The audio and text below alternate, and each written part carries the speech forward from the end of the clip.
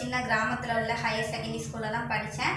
அதுக்கப்புறம் படிச்சுட்டு தூத்துக்குடியில் உள்ள ஒரு காலேஜில் ஜாயின் பண்ணேன். காலேஜோட நேம் வந்து Indian institute of paramedical science. அங்கே வந்து எப்படின்னா ஃபீஸ் நம்ம ஃபஸ்ட்டே கெட்டாமல் கஷ்டப்படுற ஃபேமிலிங்கிறதுனால நம்மளை வந்து ஒரு இடத்துக்கு ட்ரைனிங் அனுப்பி அது மூலமாக வர சேலரியை வச்சு ஃபீஸ் கெட்ட மாதிரி ஒரு சான்ஸ் கிடச்சிச்சு. அதனால் அதை டிப்ளமோ நர்சிங் வந்து ஜாயின் பண்ணேன். ஜாயின் பண்ணி அவங்க ஒரு ஹாஸ்பிட்டல் அனுப்பி அங்கே என்னோடய ஸ்டைஃபன் மூலமாக ஃபீஸ் கட்டி படிச்சுட்ருக்கேன். நல்ல ஹாஸ்டல், நல்ல ரூம் எல்லாமே ஏற்படுத்தி தந்த கீதா மேம்க்கு நன்றி. என் பேர் லட்சுமி பாரதி. நான் வந்து பிளாத்திபுரம் கவர்மெண்ட் ஹையர் செகண்டரி ஸ்கூலில் படித்தேன். இப்போ Thoothukudi Indian institute of paramedical science காலேஜில் நர்சிங் 2 இயர்ஸ் படிச்சுருக்கேன். இப்போது ட்ரைனிங்காக ஹாஸ்பிட்டல் வந்திருக்கேன். நான் வந்து ரொம்ப கஷ்டப்பட்ட குடும்பத்துலேருந்து வந்திருக்கேன். நாங்கள் இங்கே கொடுக்க ஸ்டைஃபனில் தான் எங்கள் ஃபீஸ்லாம் கட்டி நாங்கள் படிச்சுக்கிட்டு இருக்கோம். அதை உருவாக்கி கொடுத்த கீதா மேம்க்கு நன்றி.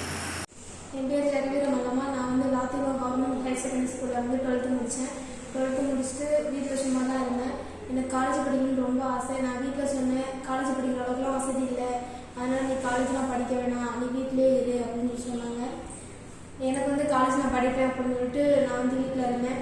அப்போ வந்து அட்வர்டைஸ்மெண்ட் இருக்காங்க, கீதா மேம் வந்து கால் பண்ணியிருந்தாங்க.